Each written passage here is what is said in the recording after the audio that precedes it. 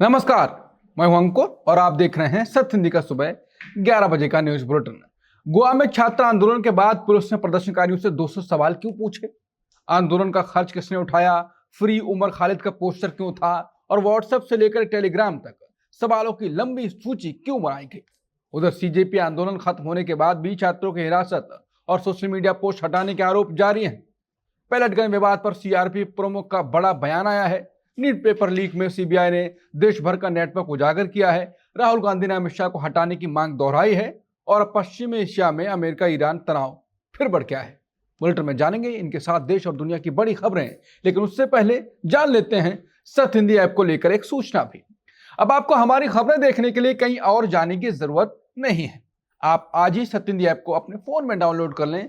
इस ऐप पर आप हमारा हर न्यूज बुलेटिन बहुत आसानी से देख सकते हैं और यूट्यूब के हमारे सारे खास शो भी आपको यहीं मिल जाएंगे। हमारी वेबसाइट की सारी खबरें भी इसी ऐप पर मौजूद हैं, यानी अब सब कुछ आपके एक क्लिक पर उपलब्ध है। तो अभी ऐप स्टोर पर जाएं या डिस्क्रिप्शन में दिए गए लिंक पर क्लिक करें और सत्य हिंदी ऐप डाउनलोड कर लें। अब जानते हैं बुलेटिन की 5 बड़ी खबरें। छात्रों से गोवा पुलिस ने पूछे 200 सवाल, पूछा आंदोलन का खर्च किसने उठाया? सीजेपी प्रोटेस्ट के बाद भी कार्रवाई जारी, हिरासत और सोशल मीडिया पर नए आरोप। पैलेट गन विवाद के बीच सीआरपीएफ प्रमुख बोले, जवान बेखौफ होकर ड्यूटी करें। नीट पेपर लीक में सीबीआई ने खोला देश भर में फैले नेटवर्क का राज। बांकीपुर उपचुनाव में मतदान शुरू, प्रशांत किशोर बोले, प्रशासन का दुरुपयोग कर रही है बीजेपी। अब शुरुआत करते हैं गोवा में छात्र आंदोलन को लेकर प्रदर्शनकारियों से पुलिस द्वारा पूछे गए सवालों से। गोवा में छात्र आंदोलन से जुड़ा नया विवाद सामने आया। प्रदर्शन के बाद पुलिस की पूछताछ पर सवाल उठ रहे हैं। 24 जुलाई को मापुसा में एक प्रदर्शन हुआ था। यह प्रदर्शन दिल्ली के जंतर मंतर आंदोलन के समर्थन में था। अब खबर है कि 2 कार्यकर्ताओं को पुलिस ने पूछताछ के लिए बुलाया है। उनसे करीब 240 सवाल पूछे गए। इन सवालों में फ्री उमर खालिद पोस्टर का भी जिक्र था। पुलिस ने पूछा कि इस नारे का मतलब क्या है। यह भी पूछा गया कि प्रदर्शन में सरकार की आलोचना की गई, प्रदर्शन का खर्च किसने उठाया, यह सवाल भी पूछा गया। पुलिस ने यह भी जानना चाहा कि प्रदर्शन किसने आयोजित किया, लोग वहां कैसे पहुंचे और किस संगठन से जुड़े हैं। इतना नहीं, प्रदर्शन से जुड़े व्हाट्सएप और टेलीग्राम ग्रुप के बारे में भी पूछा गया। पुलिस ने मोबाइल जांच के लिए देने का सवाल भी किया। गोवा पुलिस का कहना है कि यह पूछताछ एक शिकायत के आधार पर हुई। पूछताछ पूरी होने के बाद दोनों लोगों को जाने दिया गया। उधर मुख्यमंत्री प्रमोद सावंत ने भी इस मामले पर बयान दिया। उन्होंने कहा कि फ्री उमर खालिद जैसे पोस्टर छात्र आंदोलन का हिस्सा क्यों बने, इसका जवाब मिलना चाहिए। उन्होंने ये भी कहा कि जो लोग माहौल बिगाड़ने की कोशिश करेंगे उनके खिलाफ कानून के मुताबिक कार्रवाई होगी।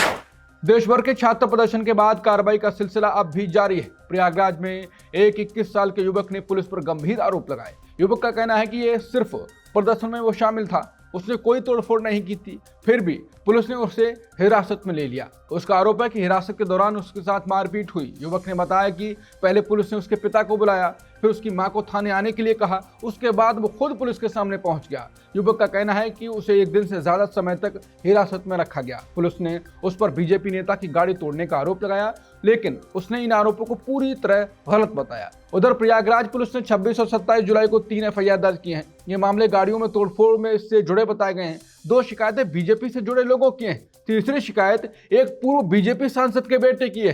वहीं पुलिस का कहना है कि किसी को हिरासत में नहीं रखा गया। पुलिस के मुताबिक सीसीटीवी फुटेज के आधार पर कुछ लोगों से पूछताछ हुई थी। पूछताछ के बाद सभी को छोड़ दिया गया। इधर बिहार में भी ऐसे ही खबर सामने आई है। भागलपुर में 17 साल के एक लड़के को पुलिस ने घर से उठाया। कांग्रेस की लीगल सेल का दावा है कि पुलिस सुबह करीब 4 बजे पहुंची।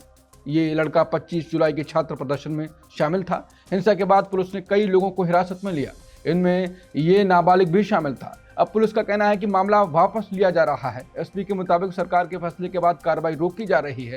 गिरफ्तार लोगों की रिहाई भी शुरू हो गई है। इतना ही नहीं, पुलिस अब 155 लोगों की तस्वीरें भी हटा रही है। ये तस्वीरें सीसीटीवी फुटेज के आधार पर जारी की गई थी। उधर कई इंस्टाग्राम यूजर्स ने नए आरोप लगाए। उनका कहना है कि प्रदर्शन से जुड़े वीडियो हटाए जा रहे हैं। कुछ लोगों ने दावा किया कि हिंसा वाले वीडियो भी डिलीट कर दिए गए।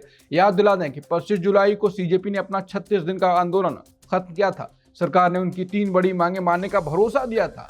उनमें शिक्षा मंत्री धर्मेंद्र प्रधान को हटाना भी शामिल था। प्रदर्शनकारियों पर दर्ज एफआईआर वापस लेने का वादा भी किया गया था, लेकिन सीजेपी ने साफ कहा कि अगर छात्रों को फिर से परेशान किया गया तो आंदोलन दोबारा शुरू होगा। पैलेट गन विवाद के बीच सीआरपीएफ प्रमुख ने जवानों का बचाव किया। सीआरपीएफ महानिदेशक ज्ञानेंद्र प्रताप सिंह ने कहा, जवान बेखौफ होकर अपना काम करें। उन्होंने कहा कि कार्रवाई की जिम्मेदारी वो खुद लेंगे। उन्होंने साफ कहा कि ड्यूटी के दौरान लिए गए फैसलों की जवाबदेही उनकी होगी। जवान बिना डर के अपनी जिम्मेदारी निभा रहे हैं। ये बयान ऐसे समय आया जब पैलेट गन के इस्तेमाल पर विवाद जारी है। जंतर मंतर प्रदर्शन में 3 लोगों के घायल होने की बात सवाल उठे थे। उधर सीआरपीएफ की रैपिड एक्शन फोर्स यानी आरएएफ की भी अंदरूनी समीक्षा हुई थी। इस समीक्षा में कई कमियों की बात सामने आई।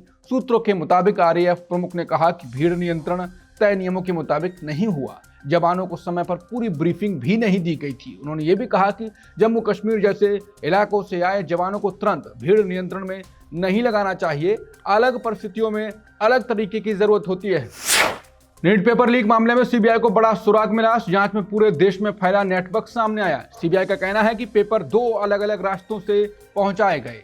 एक रास्ता महाराष्ट्र, राजस्थान और हरियाणा से जुड़ा था। दूसरा रास्ता महाराष्ट्र, राजस्थान और केरल तक जाता था। जांच एजेंसी इसे देशव्यापी साजिश मान रही है। सीबीआई के मुताबिक इसमें विशेषज्ञ, कोचिंग संचालक और बिचौलिए शामिल थे। सीबीआई ने इस मामले में 13 लोगों के खिलाफ चार्जशीट दाखिल की है। इनमें एनटीए के 3 विषय विशेषज्ञ भी शामिल हैं।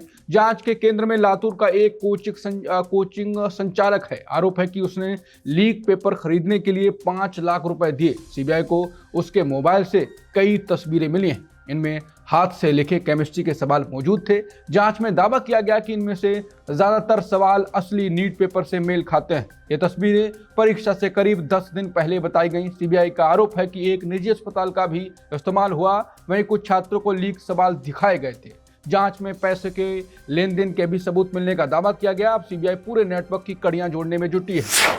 लोकसभा में हंगामे के बाद नेता प्रतिपक्ष राहुल गांधी ने प्रेस कॉन्फ्रेंस कर कहा कि ये बीजेपी आरएसएस से कभी माफी नहीं मांगेंगे और शाह को तो अब जाना होगा। राहुल ने आरोप लगाया कि पेपर लीक विरोधी बिल पर चर्चा के दौरान उन्हें अपनी बात पूरी नहीं रखने दी गई। उन्होंने दावा किया कि उनसे कहा गया था कि अगर वो माफी मांग लें तो उन्हें दोबारा बोलने का मौका दिया जाएगा, लेकिन उन्होंने कहा कि वो किसी भी कीमत पर माफी नहीं मांगेंगे।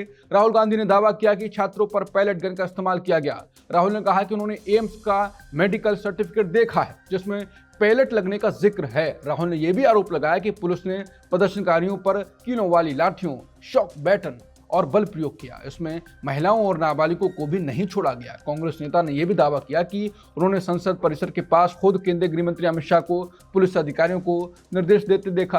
राहुल ने दावा किया कि उन्होंने केंद्रीय मंत्री जितेंद्र सिंह को भी अमित शाह से लगातार फोन आते हुए देखा, जिससे उन्हें लगा कि गृह मंत्री पूरी स्थिति की जानकारी में थे। राहुल ने पीएम मोदी को सलाह देते हुए कहा कि अमित शाह को पद से हटाए, सुप्रीम कोर्ट की निगरानी में स्वतंत्र उच्च स्तरीय समिति से जांच करवाएं और कम से कम इतनी जिम्मेदारी तो दिखाइए कि जवाबदेही स्वीकार करें। लोकसभा में नेता प्रतिपक्ष राहुल गांधी के आरोपों पर बीजेपी ने जोरदार पलटवार किया। पार्टी सांसद और राष्ट्रीय प्रवक्ता समित पात्रा ने कहा कि छात्रों पर गोली चलने और केंद्रीय गृह मंत्री अमित शाह के आदेश देने का राहुल गांधी का दावा पूरी तरह गलत है। उन्होंने कहा कि अगर कहीं गोली चलती है तो उसका फैसला कोई मंत्री नहीं बल्कि मजिस्ट्रेट जैसे सक्षम अधिकारी लेते हैं, लेकिन इस मामले में गोली चली ही नहीं, इसलिए आदेश देने का सवाल ही नहीं उठता। समित पात्रा ने राहुल गांधी पर तंज करते हुए कहा कि वो हमेशा की तरह बिना पूरी जानकारी के आरोप लगा रहे हैं। उन्होंने ये भी कहा कि राहुल गांधी के भाषण के दौरान प्रियंका गांधी उनके कान में कुछ कह रही थी, लेकिन इसके बावजूद वो सही तथ्य नहीं रख पाए। बुलेटिन में खबरें अभी और भी हैं, आगे देखिए। बांकीपुर में मतदान, प्रशांत किशोर की पहली चुनावी अग्नि परीक्षा। मतदान के बीच समर्थकों की हिरासत पर प्रशांत किशोर का आरोप। हाईकोर्ट बोला आधार और वोटर आईडी नागरिकता का सबूत नहीं। और जॉर्डन हमले के बाद अमेरिका का ईरान पर जवाबी हमला। बिहार के बांकीपुर विधानसभा सीट पर आज मतदान शुरू हो गया है। सुबह 7 बजे से वोट डाले जा रहे हैं। मतदान शाम 6 बजे तक चलेगा। करीब 3,80,000 मतदाता अपने वोट का इस्तेमाल करेंगे। इस चुनाव में कुल 26 उम्मीदवार मैदान में। सबसे ज्यादा चर्चा प्रशांत किशोर की हो रही है। वो पहली बार कोई चुनाव लड़ रहे हैं, इसलिए ये मुकाबला और भी दिलचस्प माना जा रहा है। ये सीट लंबे समय से बीजेपी का गढ़ रही है। बीजेपी ने इस बार नीरज कुमार सिन्हा को उम्मीदवार बनाया है। ये सीट पहले नितिन नवीन के पास थी। राज्यसभा पहुंचने के बाद उन्होंने विधानसभा सीट छोड़ दी। बीजेपी ने यहाँ 1995 के बाद कोई चुनाव नहीं हारा है। अब सबकी नजर इस बार के नतीजे पर है। मतगणना 3 अगस्त को होगी, तभी तय होगा कि बांकीपुर की जनता ने किस पर भरोसा जताया है। प्रशांत किशोर ने मतदान के बीच पुलिस पर गंभीर आरोप लगाए। उन्होंने दावा किया कि उनके कई समर्थकों को उठा लिया गया। उनका कहना है कि 16 से ज्यादा लोग पुलिस के कब्जे में हैं। प्रशांत किशोर खुद जक्कनपुर थाने पहुंच गए, वहां उन्होंने समर्थकों की जानकारी मांगी। उनका आरोप है कि पुलिस सही जानकारी नहीं दे रही है, एक थाने से दूसरे थाने भेजने की बात कही जा रही है। प्रशांत किशोर ने कहा कि यह प्रशासन का गलत इस्तेमाल है, लेकिन इससे चुनाव का नतीजा नहीं बदलेगा। उन्होंने यह भी आरोप लगाया कि बीजेपी हार के डर से ऐसा कर रही है। हालांकि पुलिस की ओर से इन आरोपों पर तुरंत कोई जवाब नहीं आया। कलकत्ता हाई कोर्ट ने नागरिकता को लेकर बड़ा फैसला सुनाया। अदालत ने कहा कि आधार, वोटर आईडी और पैन कार्ड काफी नहीं है। कोर्ट ने साफ कहा कि ये दस्तावेज अकेले भारतीय नागरिकता साबित नहीं करते। बैंक खाता होना भी नागरिकता का प्रमाण नहीं माना जाएगा। ये मामला नासिर नाम के एक व्यक्ति से जुड़ा है। उसका नाम वोटर लिस्ट से हटाया गया था। इसके बाद उसे डिटेंशन सेंटर भेज दिया गया। परिवार ने हाई कोर्ट में उसकी रिहाई की मांग की थी। परिवार ने आधार, वोटर आईडी, पैन कार्ड और बैंक पासबुक पेश किए, लेकिन कोर्ट ने इन्हें पर्याप्त सबूत नहीं माना। अदालत ने कहा कि नागरिकता साबित करने की जिम्मेदारी याचिकाकर्ता की थी, लेकिन वो ऐसा नहीं कर सका। सुनवाई के दौरान नासिर ने कहा कि उसके माता पिता की मौत भारत में हुई थी, लेकिन वो उनकी कब्र की जगह नहीं बता सका। कोर्ट ने इस पर भी सवाल उठाए। अदालत ने कहा कि इससे उसके दावे पर संदेह पैदा होता है। कोर्ट ने याचिका खारिज कर दी। साथ ही कहा कि रिकॉर्ड के मुताबिक जांच में नासिर को बांग्लादेशी नागरिक पाया गया था।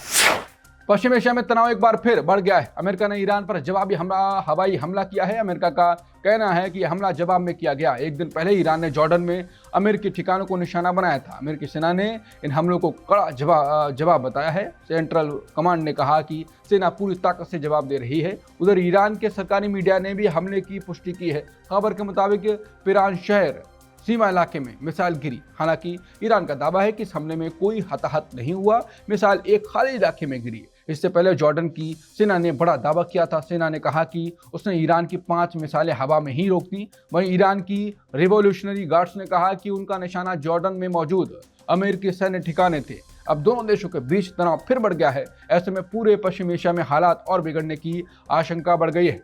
सुबह 11 बजे के बुलेटिन में इतना ही। बाकी खबरों के लिए बने रहिए सत्य हिंदी के साथ। दोपहर 2 बजे मिलते हैं नई खबरों के साथ। नमस्कार।